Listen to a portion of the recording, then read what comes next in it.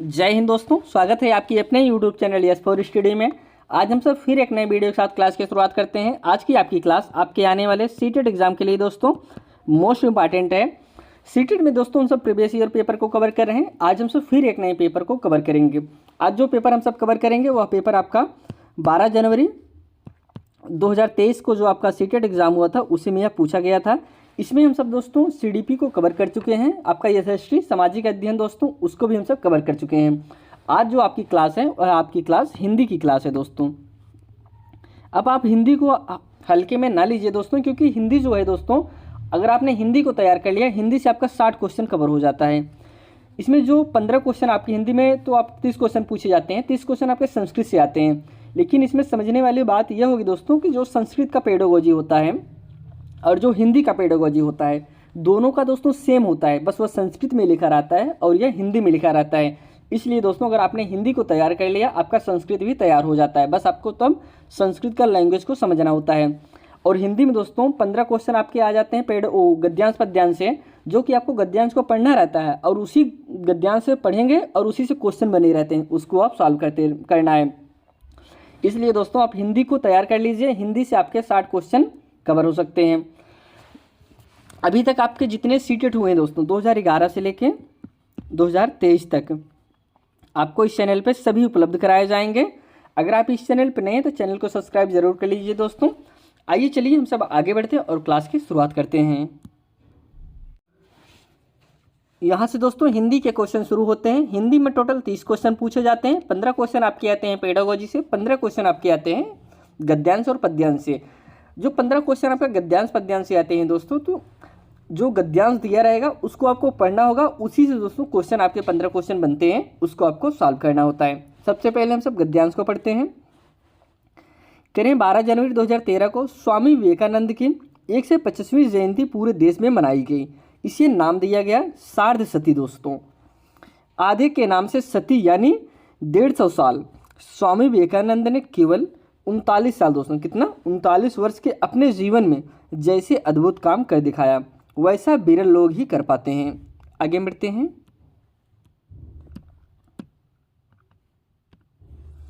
इनके दोस्तों बचपन का नाम क्या था? नरेंद्र था। बंगाली उच्चारण के साथ घर में इन्हें नरेन बुलाते थे। विवेकानंद नाम दोस्तों उन्हें उनके गुरु रामकृष्ण परमहंस ने दिया था। अन्य देशों में भारत को स्वाभिमान के साथ एक नई पहचान दिलाने वालों में विवेकानंद का नाम बड़ी श्रद्धा के साथ लिया जाता है।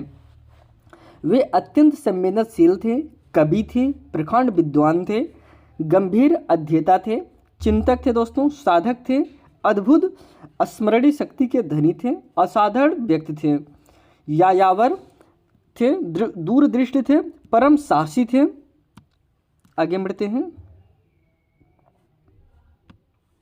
दबे कुचलों की आवाज थे, प्रगतिशील थे, धार्मिक थे, पर दोस्तों धर्माद नहीं थे, साधुओं के साथ साधु थे और ऋषियों के साथ दोस्तों ऋषि थे, सन्यासियों के साथ सन्यासी थे। स्वामी विवेकानंद विराट भारत के समग्र पहचान थे। ये तो दोस्तों आपका गद्यांश हो गया। अब जो क्वेश्चन बने दोस्तों, इसी से क्वेश्चन बने हैं, उसको हम सॉल्व करते हैं। पहला क्वेश्चन है, स्वामी विवेकानंद के अंदर कौन से गुण है दोस्तों? अगर आपने गद्यांश को अच्छे से सुना होगा तो आप इसे बता सकते हैं उनकी क्या विशेषताएं थे। पहला ऑप्शन है, करें चिंतक थे, दूरदृष्ट थे, कुशल वक्ता थे। ऑप्शन बी है, दूरदृष्ट थे, कुशल गृहस्थ थे, वक्ता थे। ऑप्शन सी है दोस्तों, कुशल गृहस्थ वक्ता धार्मिक थे। या फिर दोस्तों लास्ट ऑप्शन है, धार्मिक धनाढ़ संवेदनशील। तो इसमें जो कि करेक्ट आंसर आपका हो जाएगा ऑप्शन नंबर फर्स्ट ही आपका सही है। वह चिंतक थे, दूरदृष्ट थे और कुशल वक्ता थे। Option A is right answer. अगले क्वेश्चन पे बढ़ते हैं। कह रहे हैं स्वामी विवेकानंद जी के गुरु थे दोस्तों, कौन थे? ऑप्शन है पहला स्वामी तोतापुरे, ऑप्शन बी है स्वामी रामकृष्ण परमहंस, ऑप्शन सी है दोस्तों स्वामी रामकृष्ण परमात्मा, या फिर लास्ट ऑप्शन है स्वामी परमहंस मंडलेश्वर। जैसे कि हमने आपको जब गद्यांश पढ़ रहे थे उसमें बताए थे कि इनका जो स्वामी विवेकानंद नाम पढ़ा था, इनके जो गुरु थे दोस्तों स्वामी रामकृष्ण परमहंस, उन्होंने दिया था। Option B is correct answer. अगले क्वेश्चन पे बढ़ते हैं। अगला जो क्वेश्चन है, कह रहे विद्यार्थी वर्ग को स्वामी विवेकानंद जी के जीवन में किस गुण को आत्मसात करना चाहिए? धार्मिकता को, अध्ययनशीलता को, यायावरी को, या फिर दोस्तों सन्यासी को। तो इसमें जो कि आपका करेक्ट आंसर हो जाएगा विद्यार्थियों को अध्ययनशीलता को शामिल करना चाहिए। Option B is correct answer. Next question पे बढ़ते हैं। सिद्धार्थ सती से तात्पर्य है दोस्तों, क्या तात्पर्य है? स्वामी विवेकानंद जी की साधना के 150 वर्ष की जयंती, साधना के 100 वर्ष की जयंती। ऑप्शन सी है दोस्तों 100वीं जयंती, या फिर दोस्तों 150वीं जयंती। तो करेक्ट आंसर आपका इसमें डी हो जाएगा। सारदा सती का मतलब दोस्तों उनका 150वीं जयंती थी उस दिन। Option D is correct answer. Next question पे बढ़ते हैं। कह रहे हैं भारत की पहचान किससे है दोस्तों? ऑप्शन है पहला स्वामी रामकृष्ण परमहंस जी से, स्वामी विवेकानंद जी से। ऑप्शन सी साधु सन्यासियों से, या फिर लास्ट ऑप्शन है साधकों हैं धार्मिकों से। तो इसमें ऑप्शन इसमें करेक्ट आपका बी हो जाएगा, स्वामी विवेकानंद जी से। Option B is correct answer. Next question पे बढ़ते हैं। अगला जो क्वेश्चन है, कह रहे हैं वे साधुओं के साथ थे, वाक्यांश के आशय के स्वामी विवेकानंद जी दोस्तों क्या थे? साधुओं के साथ मुखिया थे, साधुओं के साथ गुरु थे, या फिर सर्वोत्कृष्ट साधु थे, या फिर सर्वोत्कृष्ट गुरु थे। तो दोस्तों इसमें करेक्ट आंसर आपका हो जाएगा option number C is right answer. सर्वोत्कृष्ट साधु थे दोस्तों, वो साधुओं के साथ साधु थे, गुरुओं के साथ गुरु थे, ऋषियों के साथ ऋषि हो जाते थे। तो option C is right answer. अगले क्वेश्चन पे बढ़ते हैं। करें यायावर का अर्थ है दोस्तों, ऑप्शन है पहला घुमक्कड़ है, दोस्त है, नेता है, विद्यार्थी है। यायावर का अर्थ होता है दोस्तों घुमक्कड़। Option A is correct answer. Next question पे बढ़ते हैं। अगला जो क्वेश्चन है, गद्यांश में किस विशेषण शब्द का प्रयोग नहीं किया गया है? ऑप्शन है विद्वान का, संवेदनशील का, धार्मिक का, सन्यासी का। तो राइट आंसर इसमें आपका ऑप्शन नंबर डी दोस्तों सन्यासी का। नेक्स्ट क्वेश्चन पे बढ़ते हैं। अब यहाँ पे दोस्तों काव्यांश दिया गया है 10 से लेकर 16 तक जो आपके क्वेश्चन हैं उनको इसी प्रकार इसी काव्यांश से क्वेश्चन बने हुए हैं, उसको आपको सॉल्व करना है। कह रहे हैं पीकर जिनकी लाल सिखाएं, उगल रही लू लपट दिशाएं, जिनके सिंह नाद से सहमी धरती रही अभी तक डोल, कलम आज उनकी जय बोल। अगली पंक्ति है,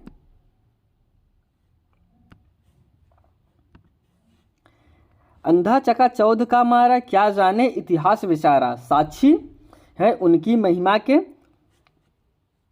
सूर्य चंद्र भूगोल खगोल, कलम आज उनकी जय बोल। अब जो इससे क्वेश्चन बने, पहला क्वेश्चन है कि कविता में उनकी सर्वनाम का प्रयोग किन के लिए किया गया है? वीरों के लिए, सिंहों के लिए, लेखकों के लिए, या फिर दिशाओं के लिए। तो राइट आंसर इसमें आपका हो जाएगा ऑप्शन नंबर वीरों के लिए। Option A is right answer. अगले क्वेश्चन पे बढ़ते हैं। कविता में कौन सा भाव मुखरित हुआ है दोस्तों? ऑप्शन है पहला विद्रोह का, वीरता का, करुणा का, या फिर दया का। जैसे कविता को पढ़ने से ही पता चल रहा है दोस्तों ये एक वीरता का भाव दे रहा है। तो ऑप्शन बी आपका राइट होगा। अगले क्वेश्चन पे बढ़ते हैं।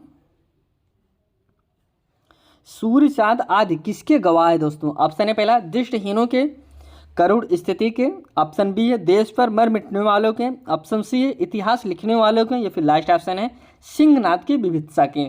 तो राइट आंसर इसमें आपका हो जाएगा ऑप्शन नंबर बी, देश पर मर मिटने वालों के। Option B is right answer. अगले क्वेश्चन पे बढ़ते हैं। लेखक ने किसे बेचारा कहा है? ऑप्शन है पहला इतिहास ना पढ़ने वालों को। ऑप्शन बी है इतिहास ना जानने वालों को। ऑप्शन सी है इतिहास की चकाचौंध में रहने वालों के लिए, या फिर वीरों की वीरता, वीर गति को न जानने वालों को। राइट आंसर इसमें हो जाएगा ऑप्शन नंबर डी, वीरों की वीरता, वीर गति को न जानने वालों को क्या कहा है? बेचारा कहा गया है। Option D is right answer. Next question पे चलते हैं। इसमें जो पूछा जा रहा है सूर्य का पर्यायवाची शब्द नहीं है, इसमें नहीं पूछा है दोस्तों। बहुत बच्चे होते हैं पहला ऑप्शन देखेंगे रवि, अरे तो सूर्य का पर्यायवाची है, तुरंत टिक मार देंगे, जो कि आपका गलत हो जाएगा। आपको ध्यान देना होगा इसमें क्या पूछा गया है। नहीं पूछा गया है रवि, दिनकर, प्रभाकर, शशि। तो दोस्तों आपका सूर्य का पर्यायवाची रवि भी होता है, दिनकर भी होता है, प्रभाकर भी होता है, लेकिन शशि जो आपका होता है वह चंद्रमा का पर्यायवाची होता है। Option D is correct answer. अगले क्वेश्चन पे बढ़ते हैं। इतिहास में लगने वाला प्रत्यय हो सकता है, क्या हो सकता है दोस्तों? इ, आ, इक, इत। इतिहास में लगने वाला प्रत्यय हो सकता है, तो इसमें आपका करेक्ट आंसर कौन सा प्रत्यय होगा दोस्तों? अब इक प्रत्यय इतिहास में, option C is right answer. अगले क्वेश्चन में बढ़ते हैं। गहन पठन, गहन पठन पाठन, एक मिनट दोस्तों। अगला जो क्वेश्चन करें, गहन पठन पठन का एक कौशल है जो खाली जगह की ओर संकेत करता है। किस ओर संकेत करता है दोस्तों? गहन पठन की बात करें, मनोरंजन के लिए पढ़ना, संपादन के लिए भी पढ़ना, या फिर सी ऑप्शन है पाठ्य पुस्तक की गहरी समझ प्राप्त करने के लिए पढ़ना, या फिर पाठ्य पुस्तक का सिंहावलोकन प्राप्त करने के लिए पढ़ना। दोस्तों जो गहन पठन होता है, जब आप किसी चीज़ को बहुत गंभीरता से पढ़ें, उसकी जितनी भी लाइन दी गई हर लाइन को एकदम अच्छे से पढ़ने का प्रयास करें, तो यही होता है गहन पठन। तो इसमें आपका सी हो जाएगा, पाठ्य पुस्तक की गहरी समझ प्राप्त करने के लिए पढ़ना, option C is right answer. अगले क्वेश्चन पे बढ़ते हैं। विस्तृत जानकारी के लिए पाठ्य पुस्तक को पढ़ना, खाली जगह है, विस्तृत पठन, आनंद के साथ पठन, ऑप्शन सी है पठन प्रक्रिया, या फिर लास्ट ऑप्शन है गहन पठन। तो राइट आंसर आपका इसमें हो जाएगा ऑप्शन नंबर डी, गहन पठन। विस्तृत जानकारी, आप किसी चीज़ के लिए बहुत विस्तृत जानकारी चाहते हैं, तो आप उसे कैसे पढ़ेंगे? गहन पठन के साथ पढ़ेंगे। एक सरसरी निगाह से नहीं पढ़ना है, हर एक पॉइंट को बहुत अच्छे से समझना है। तो option D is correct answer. अगले क्वेश्चन पे बढ़ते हैं। कह रहे हैं लेखन प्रक्रिया में मसौदा तैयार करना, खाली जगह के बाद आता है दोस्तों योजना बनाना। मसौदा, जब आप किसी चीज़ का मसौदा तैयार कर लेते हैं, उसके बाद आपको क्या कौन सा स्टेप आता है? योजना बनाना आता, योजना बनाने के बाद आता है समीक्षा करने के बाद आता है, या फिर संपादन करने, या फिर पुनर्लेखन करना। लेखन प्रक्रिया में मसौदा तैयार करना किसके बाद आता है, उसको आपको बताना है। तो राइट आंसर आपका हो जाएगा योजना बनाना। मसौदा तैयार करना किसके बाद आता है? योजना बनाना, तब उसके बाद मसौदा तैयार करना आता है। Option A is right answer. अगले क्वेश्चन पे बढ़ते हैं। लेखन प्रक्रिया के चरण, ऑप्शन पहला है प्रकाशन पर समाप्त होते हैं, ऑप्शन बी है मानस मानचित्रण पर समाप्त होते हैं, ऑप्शन सी है मस्तिष्क आलोड़न पर समाप्त होते हैं, या फिर लास्ट ऑप्शन है समीक्षा पर समाप्त होते हैं। लेखन प्रक्रिया की जो चरण है दोस्तों, किस पे समाप्त होते हैं? ऑप्शन ए राइट आंसर, प्रकाशन पर समाप्त होते हैं, option A is correct answer. अगले क्वेश्चन पे चलते हैं। मुक्त लेखन को उस लेखन की तरह व्याख्यात किया जा सकता है। पहला ऑप्शन है जिसे किसी अन्य स्रोत से लिया जाता है, ऑप्शन बी है जो कविता बन जाती है, या फिर ऑप्शन सी है नियमों को ध्यान में रखे बिना जो भी मन में आए उसे लिख देना, या फिर लास्ट ऑप्शन है जनरल में एक विस्तृत लेख। तो लाइट इसमें जो कि करेक्ट आंसर आपका हो जाएगा ऑप्शन नंबर सी, नियमों को ध्यान में रखे बिना जो मन में आए उसे लिख देना, option C is correct answer. Next question पे बढ़ते हैं। एक भाषा शिक्षिका अर्थ में समझ की बजाय वाक्यों की संरचना को याद करने पर बल देती है। वे खाली जगह का उपयोग करती है, किसका? पहला ऑप्शन है व्याकरण अनुवाद पद्धति, संप्रेषण परक उपागम, ऑप्शन सी है प्रत्यक्ष पद्धति, या फिर ऑप्शन डी है दोस्तों संरचनात्मक उपागम। राइट आंसर इसमें हो जाएगा option number D is correct answer, संरचनात्मक उपागम। अगले क्वेश्चन पे बढ़ते हैं। भाषा की ध्वनि की सबसे छोटी सार्थक इकाई क्या है दोस्तों? रूपम है, अर्थ विज्ञान है, स्वनिम है, वाक्य संरचना है। तो राइट आंसर इसमें हो जाएगा ऑप्शन नंबर सी दोस्तों, स्वनिम। अगले क्वेश्चन पे चलते हैं। एक शिक्षिका को यह विश्वास है कि मानव भाषा भी उसी तरह सीखता है जैसे वह अनुभव के साक्ष्य से कौशल तथा योग्यता सीखता है। वे किस सिद्धांतवादी के विचार से सहमत हैं? ऑप्शन है पियाजे के, चॉम्स्की के, स्किनर के, वाइगोत्स्की के। राइट आंसर आपके ऑप्शन नंबर सी हो जाएगा, स्किनर के। अगले क्वेश्चन पे चलते हैं। छोटे बच्चों से बात करते समय सरल वाक्य उच्च तान और अनुतान में बदलाव खाली जगह के उदाहरण हैं। ऑप्शन है पहला अति सामान्यीकरण, ऑप्शन बी है भाषिक वाक्य, ऑप्शन सी है बबलाना, या फिर लास्ट ऑप्शन है बाल निर्देशित वाक्य। राइट आंसर इसमें हो जाएगा ऑप्शन नंबर डी, बाल निर्देशित वाक्य। अगले क्वेश्चन पे चलते हैं। पहले इसमें खाली जगह है दोस्तों। कहना सीखने की वह अक्षमता जो वाक् ध्वनियों की पहचान को प्रभावित करता है जिससे समस्या उत्पन्न होती है। ऑप्शन है इसमें दोस्तों, पहला ऑप्शन है डिस्फासिया, अफेसिया, या फिर दोस्तों डिसलेक्सिया, फिर डिसकैलकुलिया। करेक्ट आंसर इसमें आपका हो जाएगा ऑप्शन नंबर 1 मिनट दोस्तों। इसमें राइट आंसर आपका हो जाएगा dyslexia, option C is correct answer. अगले क्वेश्चन पे बढ़ते हैं। कक्षा 6 का शिक्षार्थी उच्चारण में त्रुटियां करता है, शिक्षक उसकी मदद कर सकते हैं, कैसे दोस्तों? ऑप्शन है पहला, शिकायत लगाने के लिए उसके माता पिता को बुलाना, तो ये ऑप्शन आपका गलत ही होगा, ऐसे ऑप्शन को आपको नहीं टिक कहना है। पहला बी ऑप्शन है, जब बच्चा त्रुटि करता है तो उसे रोककर उसकी त्रुटियों को सुधारना। अब सी ऑप्शन हम देख लेते हैं, जब बच्चा पढ़ना समाप्त कर दे तब शब्द का सही उच्चारण बताना, या फिर लास्ट ऑप्शन सही उच्चारण को दोहराना।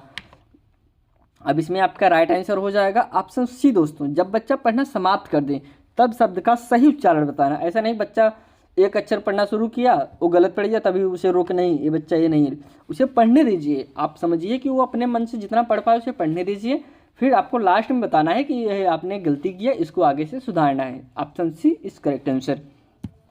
अगले क्वेश्चन पे बढ़ते हैं।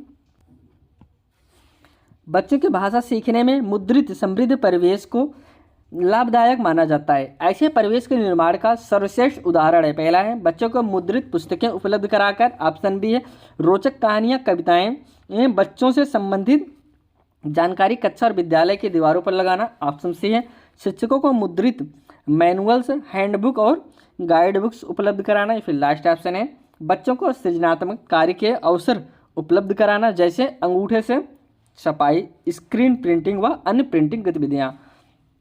अब इसमें करेक्ट आंसर आपका होगा दोस्तों बी, रोचक कहानियाँ कविताएं एवं बच्चों से संबंधित जानकारी कक्षा और विद्यालय की दीवारों पर लगाना। Option B is right answer.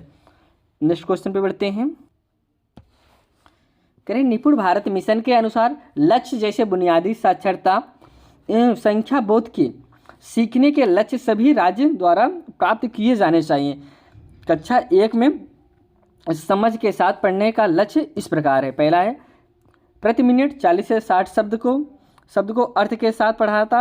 या फिर दोस्तों ऑप्शन बी है, कम से कम 3 अक्षरों से बनने वाले सरल शब्द को पढ़ाना।